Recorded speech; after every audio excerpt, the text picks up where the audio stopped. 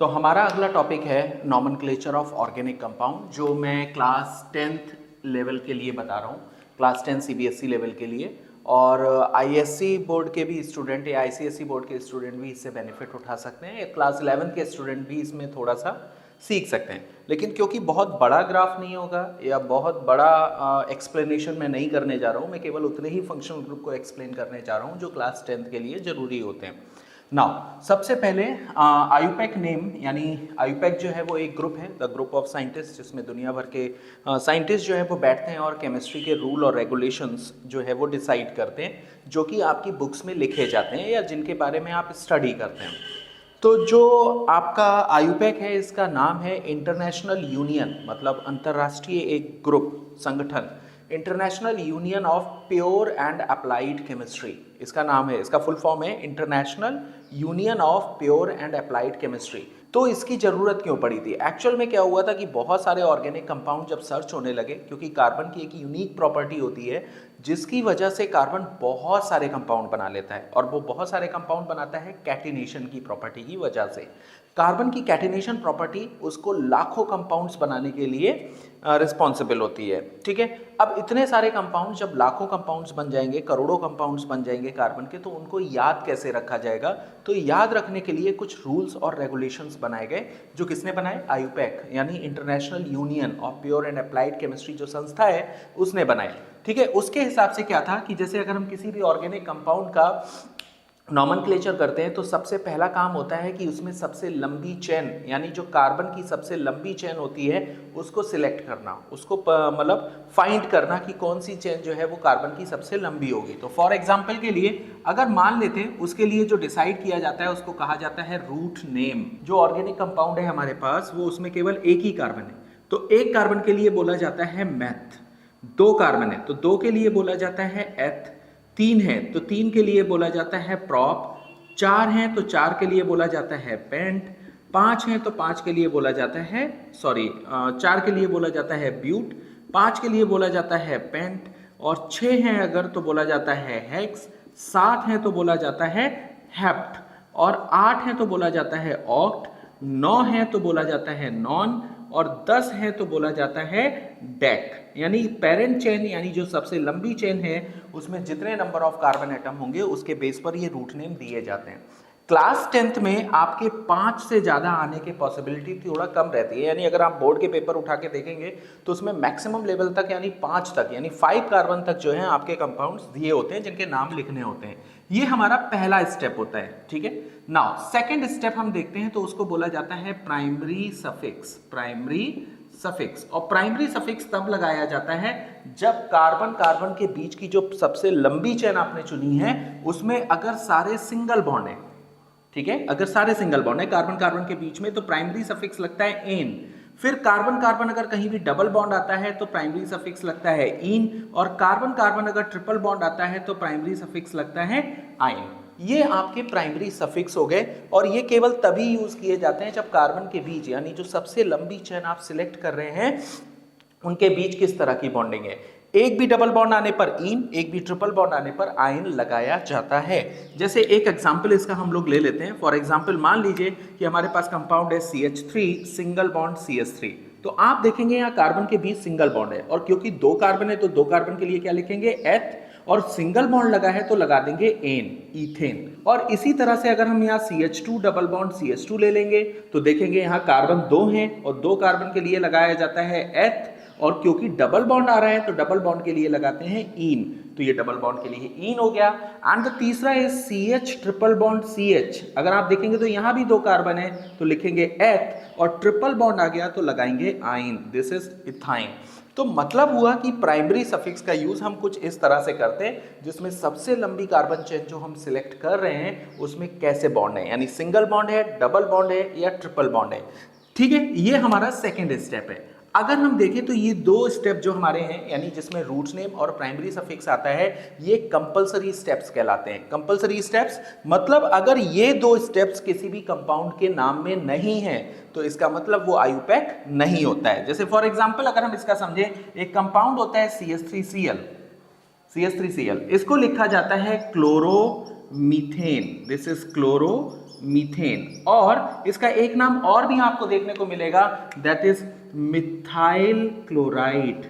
अगर आप देखेंगे तो देखिए मैथ यहाँ भी आ रहा है, मैथ यहाँ भी आ रहा है, इसका मतलब हमारा रूट नेम इंक्लूड हो रहा है यहाँ पर। दूसरी तरफ यहाँ पर आइल आ रहा है और यहाँ पर एन आ रहा है, तो देखेंगे एन हमारा आ रहा है यहाँ पर, इसका मतलब ये वाला नाम आयुपैक हो गया और ये हमारा कॉमन नेम हो गया। दिस इज कॉमन नेम, क्योंकि यहाँ पर एन नहीं आ रहा, मतलब प्राइमरी सफिक्स नहीं आ रहा है, इसलिए ये क्या हो गया, हमारा कॉमन नेम हो गया। तो सबसे पहला जो हमने आपको बताया, आपको ध्यान रखना है कि दो चीजें आना बहुत जरूरी है, रूट नेम और प्राइमरी सफिक्स। इसके बाद जो अगला स्टेप होता है वो होता है सेकेंडरी सफिक्स का, सेकेंडरी सफिक्स। और सेकेंडरी सफिक्स हम केवल, ये तीसरा स्टेप होता है और इसको स्किप भी किया जाता है अगर किसी में फंक्शनल ग्रुप नहीं लगा है तो ये जो तीसरा स्टेप होता है ये केवल फंक्शनल ग्रुप के लिए लगाया जाता है। जैसे मान लो सपोज दैट कि हमारा फंक्शनल ग्रुप जो हमारे कोर्स में है वो है COOH, तो उसके लिए लगाया जाता है ओइक एसिड। अगर ये फंक्शनल ग्रुप किसी कंपाउंड में नहीं लगा है तो हम इस स्टेप को स्किप भी कर सकते हैं।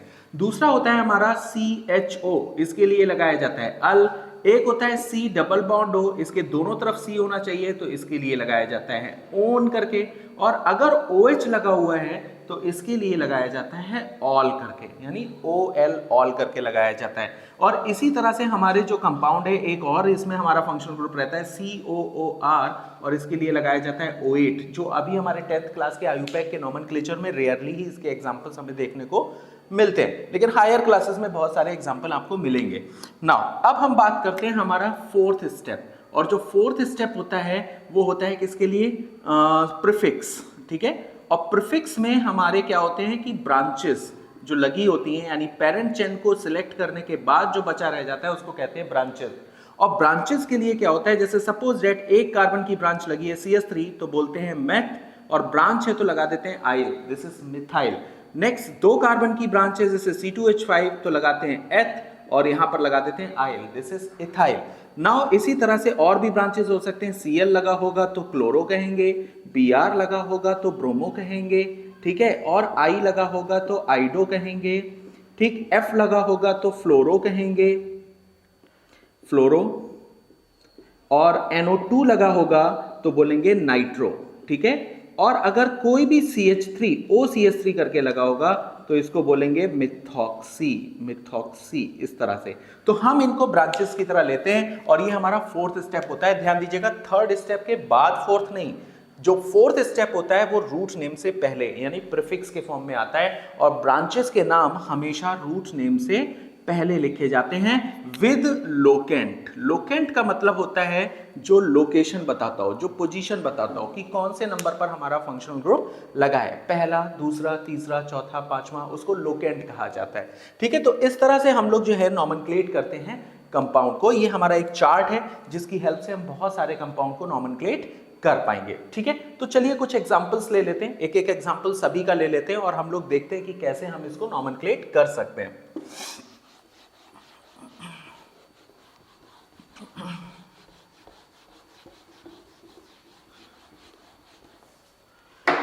तो हमारा सबसे पहला बिना फंक्शनल ग्रुप वाला एक कंपाउंड ले लेते हैं, जैसे CH3 CH double bond CH single bond CH, यहां पर लगा है CH3 and this one is CH2 and CH3 like this. मान लिया ये कंपाउंड हमारे पास है, ये तो बहुत बड़ा कंपाउंड ले लिया, इतना बड़ा आपके कोर्स में आएगा भी नहीं। यहां पर देखेंगे तो सबसे लंबी चेन हमको ये दिख रही है, और ये जो बचा रह गया वो ब्रांच है। जिधर से डबल बॉन्ड पास हो रहा है, क्योंकि पहला दूसरे नंबर पे ही आ रहा है, इधर से गिनेंगे तो 1 2 3 4 पे आ रहा है, तो जिधर से डबल बॉन्ड पास है उधर से हम काउंट करेंगे तो 1 2, दिस इज 3 4 5 एंड 6। आप देखेंगे 6 कार्बन पेरेंट चेन में है, तो 6 कार्बन के लिए लिखा जाता है रूट नेम हेक्स। सबसे पहले रूट नेम लिखिए, उसके बाद देखिए कहीं पे double bond, yes double bond आ रहा है सेकंड नंबर पे, तो सेकंड पर ईन हो गया, ठीक है, और हेक्स 2 ईन हो गया, और फोर्थ नंबर पे हमारी ब्रांच है जो एक कार्बन की ब्रांच है उसको बोलते हैं मिथाइल, तो दिस इज 4 मिथाइल हेक्स 2 ईन। इस तरह से हम इनके नाम लिखते हैं। अब एक फंक्शनल ग्रुप का एग्जांपल ले लें, जैसे CH3 CH2 and COOH। COOH को कुछ इस तरह से भी लिखा जाता है ओपन करके, अगर बॉन्ड को ओपन करें तो वो कुछ इस तरह से दिखाई देगा। इसका नाम होगा, तो पेरेंट चेन में आप देखेंगे 3 कार्बन है, ये पहला, दूसरा, तीसरा। फंक्शनल ग्रुप का कार्बन हमेशा पहला नंबर लिया जाएगा अगर वो किनारे की तरफ लगा है तो 3 कार्बन के लिए बोलेंगे प्रॉप, इनके बीच सिंगल बॉन्ड है तो बोलेंगे एन, एन का ई हटाकर COH के लिए आप लोग लगाते हैं ओइक एसिड, तो दिस इज प्रोपेनोइक एसिड, इसको कहा जाएगा, this is propanoic acid. Now अब हम एक और एग्जांपल ले लेते हैं जिसमें दूसरा फंक्शनल ग्रुप ले लेते हैं। सपोज दैट हमने यहाँ पर CH3 और इधर C2H5 लगा रखा है और यहाँ है CH2 एंड CHO। जो CHO ग्रुप है उसको कुछ इस तरह से भी लिखा जाता है, दिस इज CHO ग्रुप। ध्यान दीजिएगा ये जुड़े हुए नहीं है, तो CHO ग्रुप को ओपन करके कुछ इस तरह से लिखा जाता है। ये एल्डिहाइड ग्रुप है और इसका सफिक्स लगता है अल। अब यहाँ पर अगर हम काउंट करें तो ये पहला कार्बन हो जाएगा, ये दूसरा, ये तीसरा, इधर गिनेंगे तो चौथा, इधर गिनेंगे तो चौथा, ये पांचवा और छठा, चौथा और पांचवा सॉरी। तो आप देखेंगे इधर 2 कार्बन आपको मिल रहे हैं, तो हमारी पेरेंट चेन इधर से इधर की तरफ आएगी और ये जो बचे हुए रह गए ये हो गए ब्रांचेस। 5 कार्बन के लिए बोलते हैं पेंट, इनके बीच अगर सिंगल बॉन्ड है तो बोलते हैं एन, और CHO के लिए लगाते हैं al, this is pentanal, pent an al, pentanal कहा जाता है। और ये जो ब्रांचेस हैं ये 3rd कार्बन पे लगी हैं दोनों, तो 3 इस ब्रांच के लिए, 3 इस वाली ब्रांच के लिए, और हम बोलेंगे डैश लगा के लिखेंगे di methyl, this is 3,3 dimethyl Pantanal.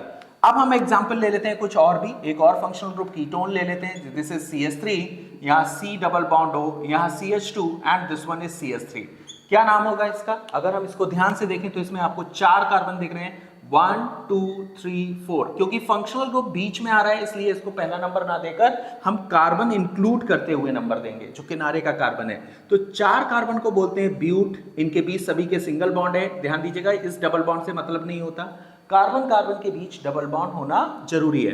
तो ब्यूट एन और CO डबल बॉन्ड के लिए लगाते हैं ओन, ब्यूटेनोन, इसका नाम हो जाएगा ब्यूटेनोन। और सेकंड नंबर पे ओन लगा है तो आप यहां सेकंड नंबर पे ही लिख सकते हैं ब्यूटेनोन 2, क्योंकि ये यहां और यहां ही हो सकता है, तो सेकंड नंबर अगर इस केस में नहीं लिखेंगे तो कोई दिक्कत नहीं है। लेकिन अगर यही कंपाउंड कुछ इस तरह से है, C डबल बॉन्ड हो, CH2 एंड CH3, तो आपको सेकंड नंबर लिखना जरूरी होगा। ठीक है, क्यों जरूरी होगा? क्योंकि ये CO ग्रुप यहां भी हो सकता है, यानी 3rd पोजीशन पर भी हो सकता है, इसकी एक से ज्यादा पोजीशन पॉसिबल हो सकती है, तो उसका नंबर लिखना भी जरूरी होता है। तो 5 कार्बन के लिए लिखा जाता है पेंट, यहां पर सिंगल बॉन्ड है सारे तो लिखा जाता है एन, और CO ग्रुप के लिए लगाया जाता है ओन। CO के दोनों तरफ अगर C होते हैं तो लगाते हैं ओन, CO के एक तरफ OH होता है तो लगाते हैं ओइक एसिड, और CO के एक तरफ अगर H होता है तो लगाते हैं अल।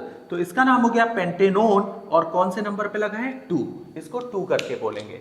नाउ अब एक कंपाउंड अल्कोहल का भी ले लेते हैं जिसमें CH3, CH2, यहाँ CH3 और C2H5 कर लेते हैं इधर, दिस इज C2H5 और इधर भी C2H5 and this one is OH। ठीक है, आपके 4 बॉन्ड इस कार्बन के पूरे हो रहे हैं तो इसलिए सारे हाइड्रोजन हम यहाँ से हटा देते हैं। अब अगर हम देखें, क्योंकि फंक्शनल ग्रुप OH है, इसमें O आपका कार्बन कंटेनिंग नहीं है, तो इसको पेरेंट चेन में काउंट नहीं करेंगे। पेरेंट चेन हमारी हो जाएगी ये, यहाँ 2 कार्बन है, यहाँ 1, यहाँ 2, तो हमारे हो गए 1 2 3 4 एंड 5 कार्बन, और ये हो गया हमारा ब्रांच। 5 कार्बन के लिए बोलते हैं पेंट, सारे सिंगल बॉन्ड है इनके बीच में तो बोलेंगे एन। ठीक है, और OH के लिए लगाते हैं ऑल, पेंटेनॉल, और क्योंकि ऑल तीसरे नंबर पे लगा है तो लिखेंगे पेंटेनॉल 3, और बेटा 3rd पे ही मिथाइल भी लगा है तो this is called 3 methyl pentanol 3। Pentanol को हम कुछ इस तरह से भी लिख सकते हैं, पेंटेन 3 ऑल करके भी लिखा जाता है, तो इसको हम इस तरह से भी लिख सकते हैं, पेंटेन 3 ऑल, या पेंटेन पेंट एन 3 2 ओन, इस तरह से भी। ठीक है, तो चाहे ऐसे लिखिए चाहे ऐसे लिखिए, लेकिन अगर कुछ बुक्स में लिखा रहता है इस तरह से कि 2 पेंटेनोन, ठीक है, तो this is a wrong method. ठीक है, कभी भी 2 पेंट के आगे नहीं, फंक्शनल ग्रुप की लोकेशन दिखाने के लिए लगाया जा रहा है, इसलिए इस तरह से 2 लगाना is not a good method और करेक्ट मेथड। ध्यान रखिएगा, कुछ बुक्स में ये लिखा रहता है, इसको आप बिल्कुल भी ध्यान ना दें। ठीक है, एक एस्टर का भी एग्जांपल ले लेते हैं। सपोज दैट हमारे पास एक और कंपाउंड है CH3 COO C2H5, क्या नाम देंगे? तो अगर इसका ओपन स्ट्रक्चर करके लिखें तो कुछ इस तरह से COO C2H5 करके दिखता है, क्योंकि बीच में O आ रहा है तो ये हमारा फंक्शनल ग्रुप में बेटा केवल यही 2 कार्बन काउंट होंगे, मतलब पेरेंट चेन में, और ये काउंट नहीं होगा क्योंकि बीच में O आ रहा है। तो 2 कार्बन के लिए लिखा जाता है एथ, इनके बीच सिंगल बॉन्ड है तो एन, और एस्टर के लिए लगाया जाता है O8, तो दिस इज इथेनोएट, और इसको एज ए ब्रांच ट्रीट किया जाता है। 2 कार्बन की ब्रांच है तो आगे उसका नाम लिखा जाता है इथाइल, तो दिस इज इथाइल इथेनोएट करके नाम दिया जाता है। आई होप कि ये आपको जो चार्ट है या जो टेबल है या आयुपैक लिखने का जो तरीका है वो ईजिली समझ आ गया होगा। इसके बहुत सारे और एग्जाम्पल्स मैं आपको अगले वीडियो में यानी इसके पार्ट 2 में दे दूंगा। आप पार्ट 2 में केवल हम एग्जाम्पल्स का ही वीडियो बनाएंगे और डिटेल्स यानी जो आपका चार्ट पेपर है उसका नहीं बनाएंगे। जो इसका चार्ट था नॉमेनक्लेचर का चार्ट, उसका स्क्रीनशॉट लेकर सेव कर लीजिएगा और अच्छे से तैयार कर लीजिएगा ताकि किसी तरह का नॉमेनक्लेचर आपका गलत ना हो। मिलते हैं नेक्स्ट वीडियो में, तब तक के लिए जय हिंद।